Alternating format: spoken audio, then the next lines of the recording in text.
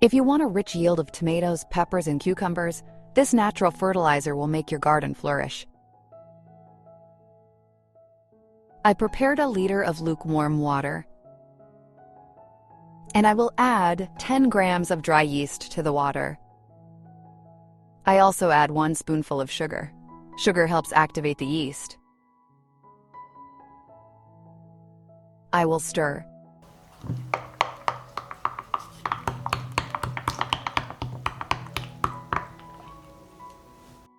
I'll let it sit for 2 hours. Before use, we dilute the natural yeast fertilizer with water in a ratio of 1 to 10. I will pour 100 milliliters of yeast solution into 1 liter of water.